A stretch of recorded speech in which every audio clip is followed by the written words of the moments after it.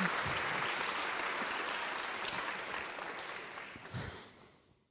Bonjour à toutes, bonjour à tous.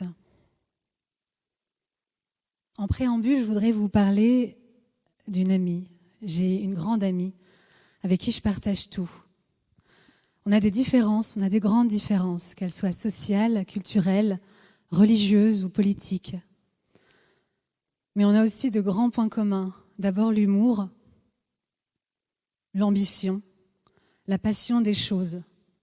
On se comprend en un seul regard, vous savez, elle me passe le message juste avec un clignement d'yeux et on sait tout de suite de quoi il s'agit. C'est le genre d'amitié que je souhaite à tout le monde. Récemment, très récemment, elle a décidé de me rayer de sa vie. Elle m'a rayé de sa vie pour une idée sur laquelle nous n'étions pas d'accord. Une idée au sujet d'un conflit qui nous dépasse. Alors je suis allée la voir, j'étais bouleversée, je lui ai dit mais l'amitié c'est ça aussi, c'est de ne pas être d'accord, mais ensemble, c'est de préserver la tendresse aussi dans la dissonance. Et elle m'a dit mais si tu défends cette idée, moi je ne peux pas être amie avec toi. Et je lui ai dit mais moi je ne suis pas toujours d'accord avec toi non plus, mais moi je t'aime. Et elle m'a dit moi aussi je t'aime, mais moi je ne peux pas.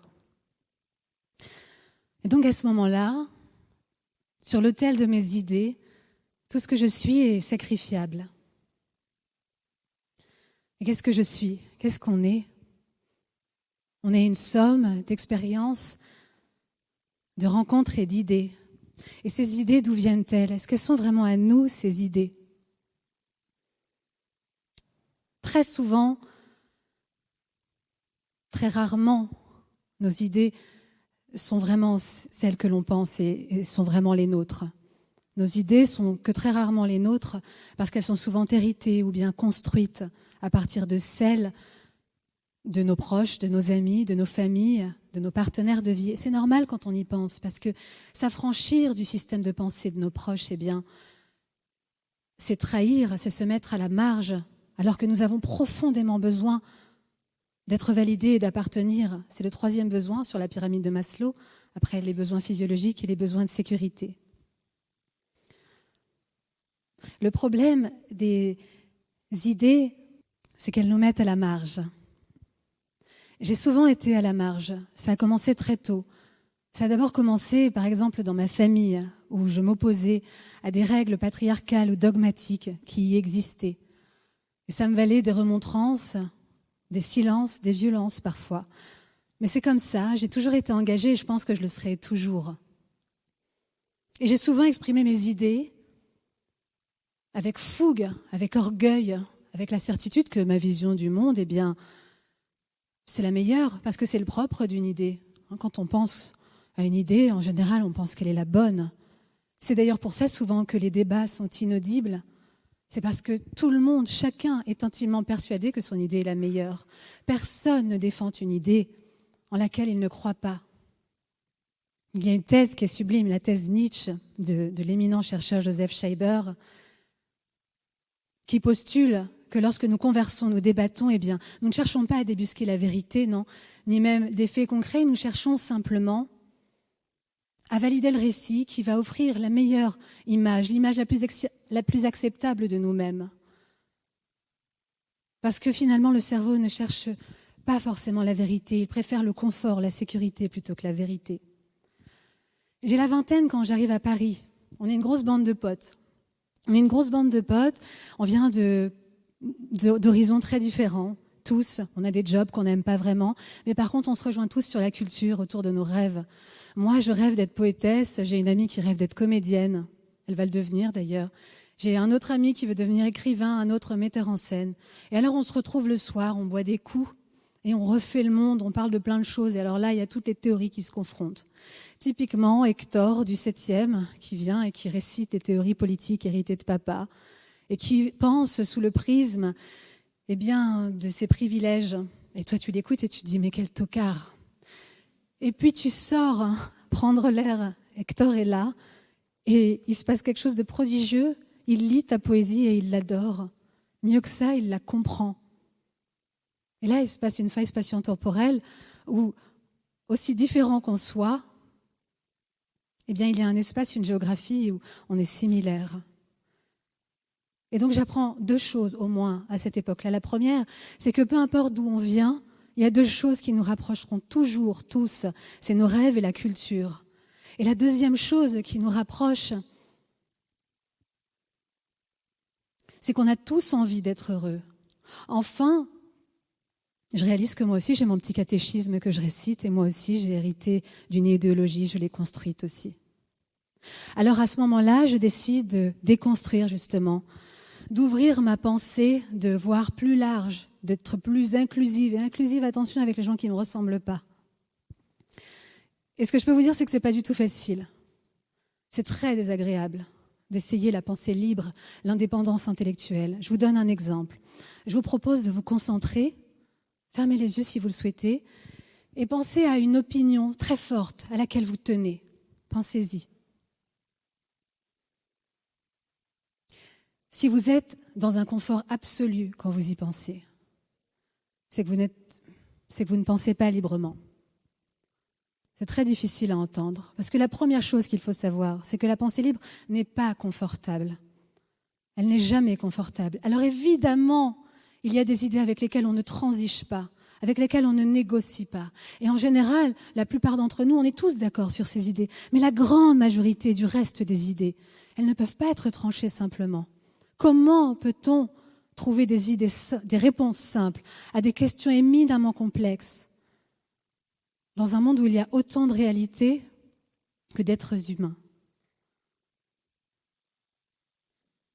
L'idéologie, qu'est-ce que c'est? L'idéologie, c'est au cerveau ce que le logiciel est à l'ordinateur. C'est un bunker anti-doute, c'est une architecture mentale rassurante, c'est une carte du monde simplifiée qui nous dit en qui avoir confiance et de quoi avoir peur. Parce que nos idéologies prennent racine dans nos peurs. D'ailleurs, si vous voulez savoir vraiment ce que pense quelqu'un, ne lui demandez pas « Qu'est-ce que tu penses ?» Demandez-lui plutôt « De quoi tu as peur ?» Là, vous obtiendrez des réponses précieuses. Parce que le cerveau est un animal inquiet. Il veut savoir à l'avance, il veut ranger, il veut prédire. Et une fois qu'il a fait ça, il veut figer des certitudes. Ils l'ont bien cherché. Si son mari la frappe, c'est qu'elle l'a choisi, non? On ne va pas tous les sauver, non?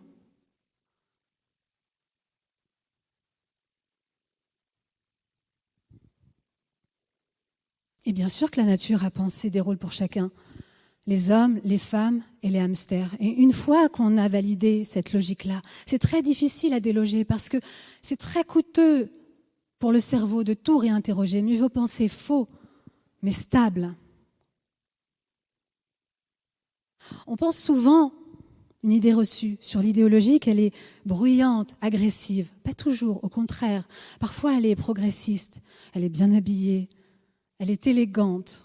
Elle cite Judith Butler au brunch, tout en brûlant intérieurement qu'on n'ait pas encore lu Les damnés de la terre.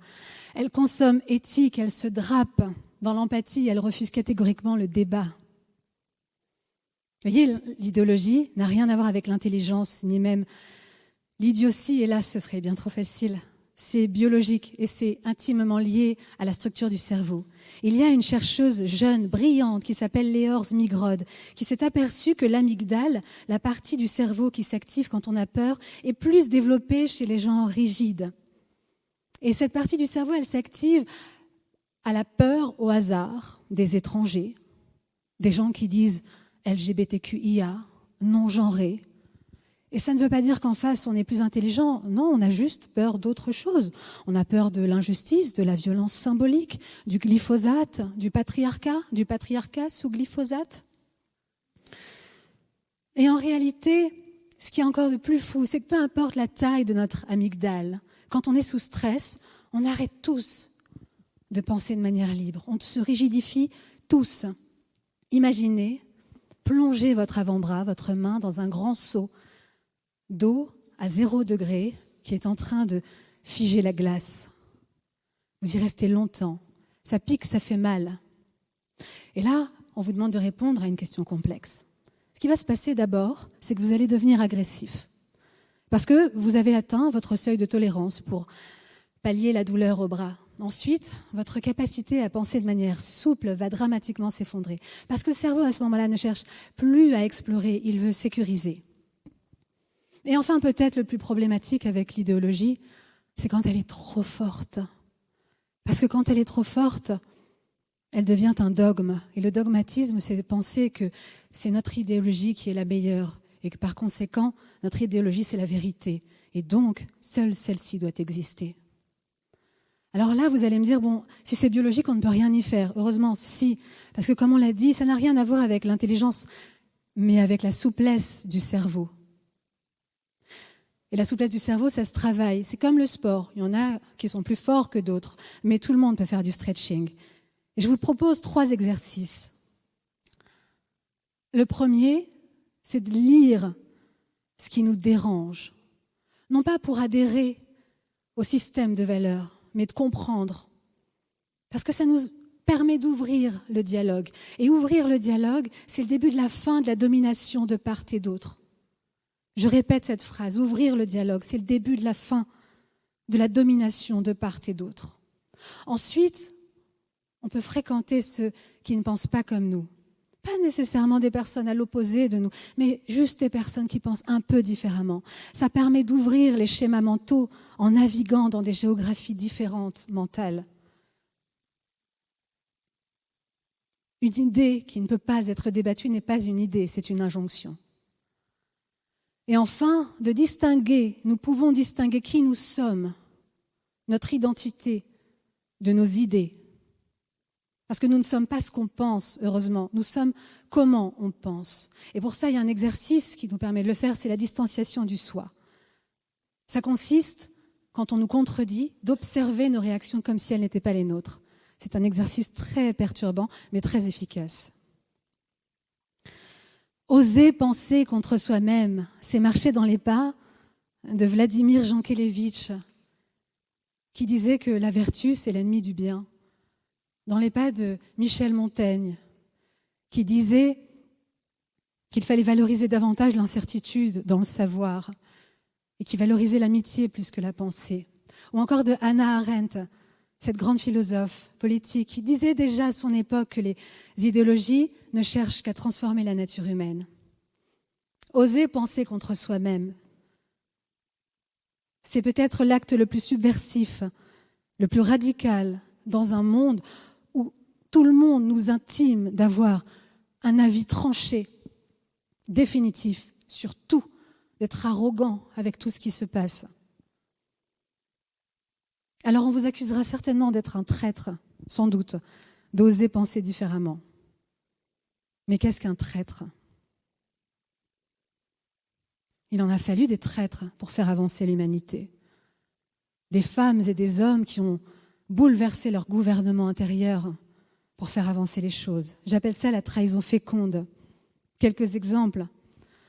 Oskar Schindler, industriel allemand, membre du parti nazi qui, en pleine Seconde Guerre mondiale, retourne sa veste, emploie plus de 1200 personnes de confession juive pour les sauver. Chelsea Manning, jeune soldate américaine qui joue sa vie pour transmettre des milliers de documents à Wikileaks, pour dénoncer les bavures de l'armée américaine dans le monde entier. Acte de trahison pour les uns, acte de transparence pour les autres, qui va d'ailleurs mener au plus grand débat jamais eu sur la guerre et la vérité. Galilée, qui au XVIe siècle trahit la pensée de l'Église en affirmant que oui, c'est la Terre qui tourne autour du Soleil. Et même Winston Smith dans 1984 de George Orwell, qui veut trahir Big Brother et essayer de penser par lui-même. Il n'y arrive pas, c'est vrai. Le simple fait que la narration tourne autour de sa tentative montre l'importance cruciale de l'indépendance intellectuelle dans un monde verrouillé comme le nôtre aujourd'hui. Tous les jours, des femmes, des hommes, des millions de femmes et d'hommes trahissent de manière féconde parce que ces personnes refusent que leurs convictions ne deviennent des conditions d'amour ou d'appartenance. Parce que ces personnes refusent tous les jours que leurs convictions deviennent des conditions d'amour ou d'appartenance. En littérature comparée, on dit que traduire, c'est trahir. L'inverse est vrai aussi. trahir, c'est traduire. C'est ouvrir une porte qu'on croyait murée. C'est proposer un autre possible. Et ce travail-là, de lutter contre nos idéologies, parce que tout le monde en a, nous tous, eh bien, c'est le meilleur moyen de créer des ponts. Et ça demande un courage immense, celui de dépasser nos blessures légitimes. Ça demande aussi de se mettre au centre, parce que quand on se met au centre, on invite l'autre à se mettre au centre aussi. Et c'est le seul endroit, le centre, où on peut se dire « je ne sais pas, mais je suis prête à y penser ». Et ça mène à la tolérance. Et je parle de tolérance volontairement, pas d'amour. On a le droit de ne pas s'aimer. Faire société, ça n'est pas apprendre à vivre avec ceux qu'on aime, c'est apprendre à vivre avec ceux qu'on n'aime pas.